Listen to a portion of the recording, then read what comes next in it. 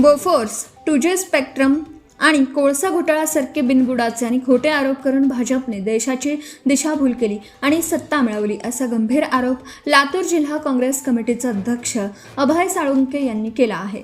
सर्वोच्च न्यायालयाने काँग्रेसच्या शीर्ष नेत्यांची या सर्व प्रकरणांमधून निर्दोष मुक्तता केल्यानंतर सत्याचा अखेर विजय झाला असून आता देशाची दिशाभूल करणारे अण्णा हजारे, सुब्रमण्यम स्वामी, रामदेव बाबा आणि भाजपने देशाची जाहीर माफी मागावी अशी घणाघाती मागणी त्यांनी केली आहे. देशातील ताज्या राजकीय व न्यायालयीन घडामोडींवर ते लातूर येथे बोलत होते. राजीव गांधी आणि मनमोहन सिंग यांच्यावरील आरोप ठरले निराधार.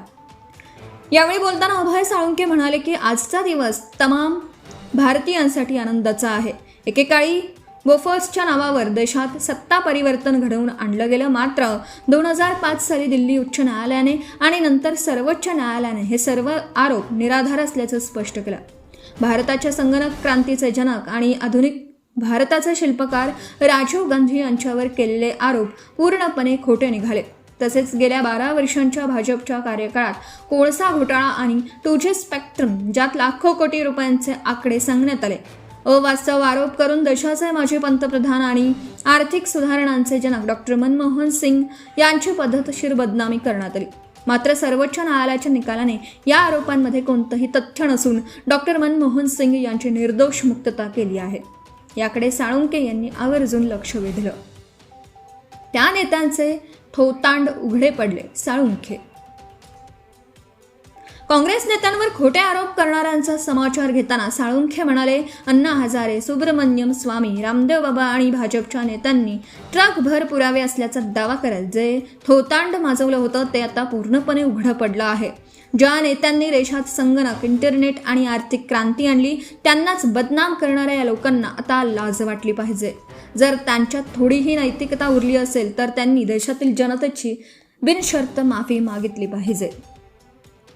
काँग्रेसचं योगदान आणि सध्याचं राजकारण, देशाच्या उभारणीतील काँग्रेस नेत्यांच्या योगदानाचं स्मरण करताना ते म्हणाले की हा देश महात्मा गांधीजींच्या विचारांनी स्वतंत्र झाला, पंडित नेहरूंनी तो घडवला आणि डॉक्टर बाबासाहेब आंबेडकरांच्या संविधानावर तो उभा आहे. लाल बहादूर शास्त्री, इंदिरा गांधी आणि अगदी अटल बिहारी वाजपेयी यांच्यासारख्या नेत्यांचंही देशासाठी मोठं योगदान आहे. मात्र सध्याचे खोटे आरोप करणारे लोक केवळ जाती धर्मात तेढ निर्माण करून देश लुटण्याचं काम करत आहेत अशी टीका त्यांनी केली. तरुणांना आणि नागरिकांना आवाहन, मुलाखतीच्या शेवटी देश घडवणाऱ्या काँग्रेस पक्षाच्या आणि महापुरुषांच्या विचारधारेवर ठाम राहण्याचं आवाहन करत साळुंखे म्हणाले, देशातील तरुणांनी आणि नागरिकांनी आता सावध होऊन ज्यांनी खऱ्या अर्थाने देशाचा विकास केला त्या काँग्रेस पक्षाला आणि राहुल गांधी यांचे हात मजबूत करावे. Subscribe now and press the bell icon. Never miss an update.